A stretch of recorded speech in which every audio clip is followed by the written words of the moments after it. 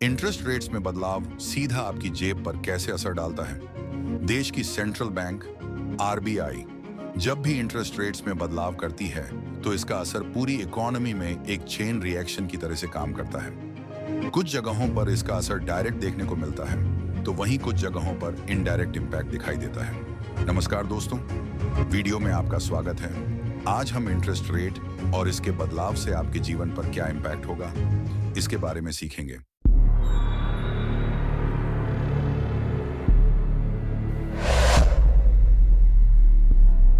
सबसे पहले समझते हैं कि इकोनॉमी कैसे बनती है। हर आर्थिक गतिविधि का आधार एक ट्रांजैक्शन होता है। ट्रांजैक्शन को समझते हैं जब दो लोग कुछ लेन देन करते हैं। एक व्यक्ति सामान या सेवा देता है और दूसरा व्यक्ति बदले में पैसे या क्रेडिट देता है, तब ट्रांजैक्शन होता है। उदाहरण के लिए मान लीजिए कि आप बाजार जाते हैं सब्जी खरीदने के लिए। सब्जी वाला आपको सब्जी देता है और बदले में आप उसे पैसे देते हैं, या आप उसको खाते में लिखने के लिए कहते हैं।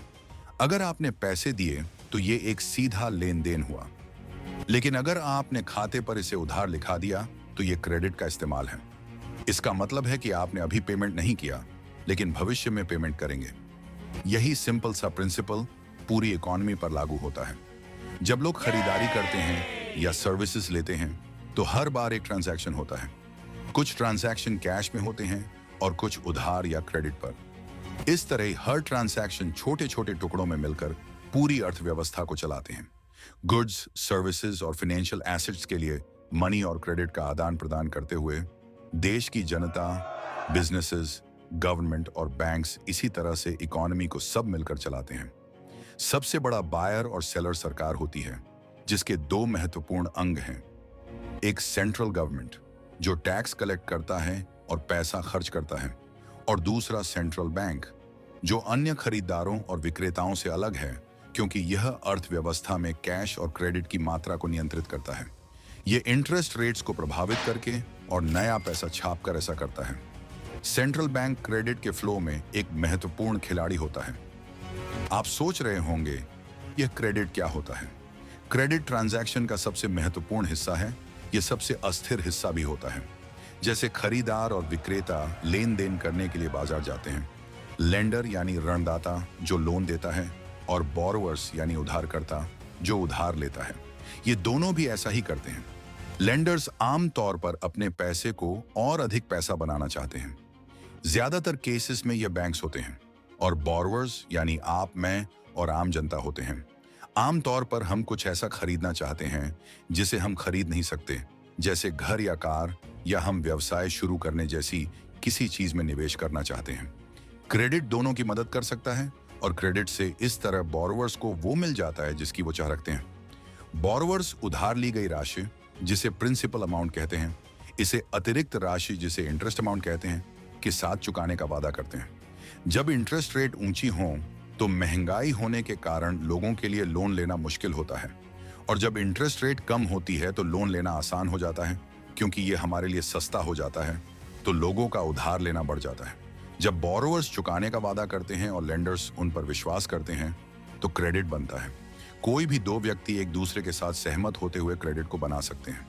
ये सुनने में आसान लगता है, लेकिन समझने में थोड़ा सा पेचीदा है, क्योंकि इसके अलग अलग नाम हैं।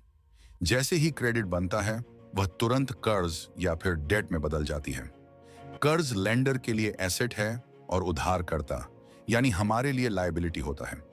भविष्य में जब बोरोवर लोन को इंटरेस्ट के साथ चुका देता है, तो एसेट और लायबिलिटी डिसअपीयर हो जाते हैं, और इस तरह ट्रांजैक्शन सेटल हो जाती है। क्रेडिट महत्वपूर्ण क्यों है? जब बोरोवर को क्रेडिट मिलता है तो वह अपने खर्चे बढ़ा देता है, और खर्चों से ही इकोनॉमी चलती है। ऐसा इसीलिए है क्योंकि एक व्यक्ति का खर्चा दूसरे व्यक्ति की कमाई का जरिया होता है। जरा सोचिए, हर एक रुपया जो आपने अपने जीवन में कमाया है, वह किसी न किसी ने खर्च किया है। मतलब जब आप ज्यादा खर्चा करते हैं, तब सामने वाले व्यक्ति की इनकम भी ज्यादा होती है। जब किसी की इनकम बढ़ती है, लेंडर्स उसको पैसे देने के लिए और इच्छुक होते हैं, क्योंकि अब वह क्रेडिट के अधिक योग्य है।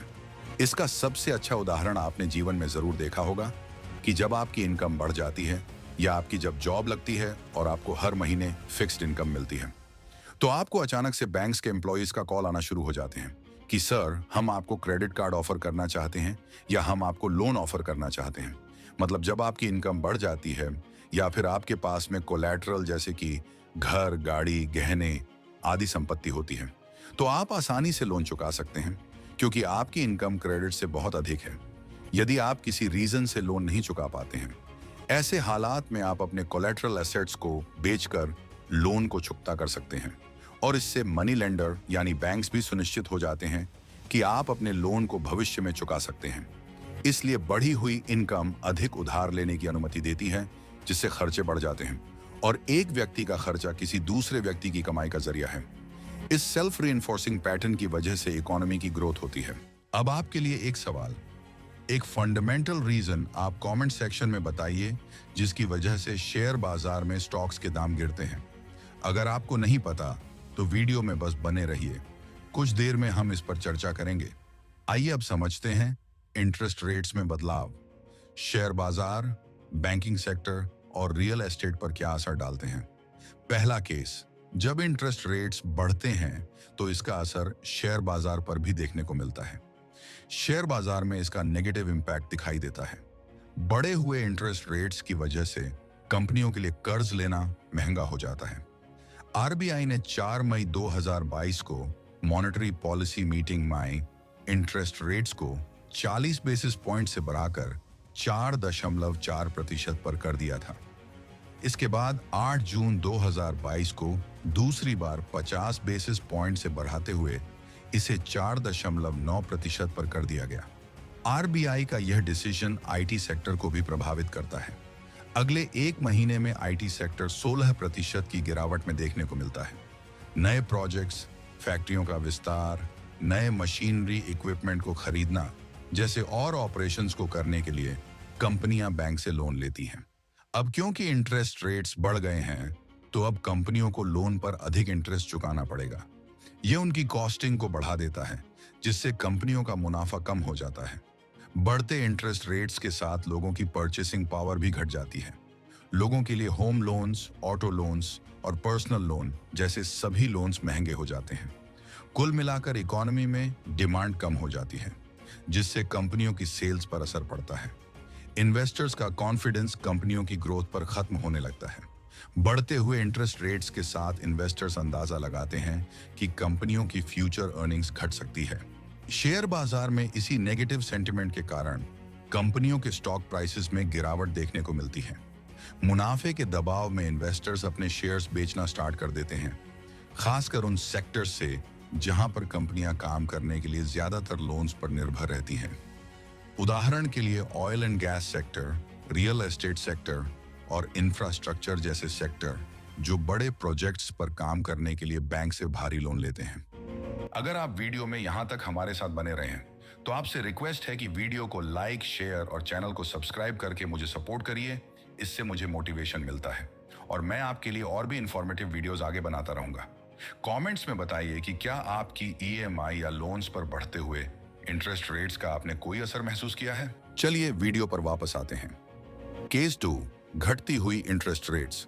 जब आरबीआई इंटरेस्ट रेट्स घटाता है तो लोन लेना सस्ता हो जाता है। इससे न केवल लोग बल्कि बिजनेसेस भी आसानी से कर्ज ले सकते हैं और उसे उत्पादक कार्यों में निवेश कर सकते हैं। कम इंटरेस्ट रेट्स का असर कई क्षेत्रों पर पड़ता है और यह शेयर बाजार को खास तौर पर प्रभावित करता है। इसका शेयर मार्केट पर पॉजिटिव इंपैक्ट पड़ता है। जब ब्याज दरें घटती हैं तो यह संकेत देता है कि आरबीआई इकोनॉमिक ग्रोथ को प्रोत्साहित करने के लिए कदम उठा रहा है। इन्वेस्टर्स को विश्वास होने लगता है कि कंपनियां सस्ता कर्ज लेकर अपनी कैपिटल एक्सपेंडिचर को आने वाले समय में बढ़ा सकती हैं, जिससे उनकी इनकम और प्रॉफिट दोनों में बढ़त होने की संभावना और अधिक बढ़ जाती है। इसका परिणाम यह होता है कि बाजार में पॉजिटिव सेंटिमेंट आता है और शेयरों की खरीदारी बढ़ जाती है। रेट कट का ग्रोथ सेक्टर्स को बहुत अच्छा फायदा होता है। कुछ सेक्टर ऐसे होते हैं जो इंटरेस्ट रेट्स में कटौती का सबसे ज्यादा लाभ उठाते हैं। उनमें से पहला है आईटी सेक्टर। आईटी कंपनियां अपने प्रोजेक्ट्स में भारी निवेश करना शुरू कर देती हैं, क्योंकि लो इंटरेस्ट होने के कारण कंपनियां अपने ऑपरेशंस को बहुत अच्छे से एक्सपैंड करने में सक्षम होती हैं। इन्वेस्टर्स को आईटी सेक्टर में तेज ग्रोथ की संभावना दिखने लगती है। दूसरा, ऑटो सेक्टर। ब्याज दरें कम होने से ऑटो लोन्स सस्ते हो जाते हैं।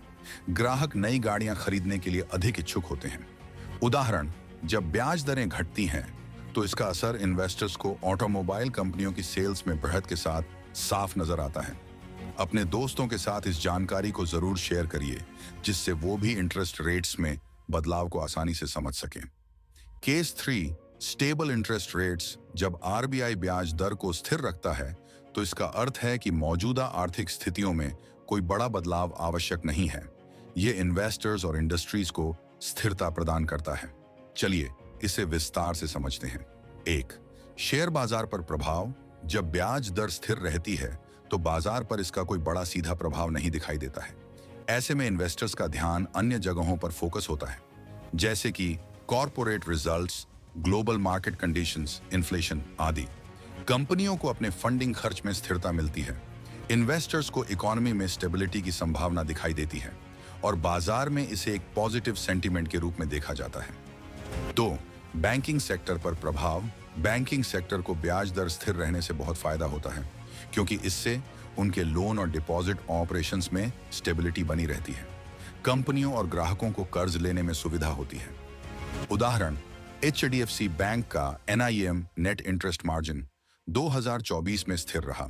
इसका अर्थ है कि बैंक को न तो डिपॉजिट पर ज्यादा ब्याज चुकाना पड़ा और न ही लोन पर ज्यादा ब्याज वसूलना पड़ा। इससे बैंकों का ऑपरेटिंग मार्जिन स्थिर रहा। ब्याज दर स्थिर रहने से बैंकिंग सेक्टर को अपने ऑपरेशंस प्लान करने में सहूलियत होती है और लोन ग्रोथ में निरंतरता बनी रहती है। 3, रियल एस्टेट पर प्रभाव। जब ब्याज दर स्थिर रहती है तो होम लोन की दरें भी स्थिर रहती हैं। इससे ग्राहकों को अपनी EMI का सही अंदाजा लगता है और वे प्रॉपर्टी खरीदने का निर्णय आसानी से ले पाते हैं। 2024 में ब्याज दर स्थिर रहने से रियल एस्टेट प्रोजेक्ट्स में कोई रुकावट नहीं आई। डेवलपर्स को नई फंडिंग लेने में आसानी हुई। जब RBI ब्याज दर को स्थिर रखता है तो बड़े बदलाव नहीं होते, लेकिन यह इकोनॉमी में एक सकारात्मक संकेत देता है। इससे इन्वेस्टर्स, बैंकों और रियल एस्टेट डेवलपर्स को भविष्य की योजना बनाने में मदद मिलती है। उम्मीद है कि फाइनेंशियल मार्केट में इंटरेस्ट रेट्स का क्या इंपैक्ट होता है, इस वीडियो के माध्यम से आपको समझ आ गया होगा। वीडियो को लाइक, अपने दोस्तों के साथ शेयर और ऐसे ही इंटरेस्टिंग वीडियोस के अपडेट्स के लिए चैनल को सब्सक्राइब करें। मैं मिलता हूं आपको दूसरे वीडियो में, तब तक के लिए धन्यवाद। जय हिंद।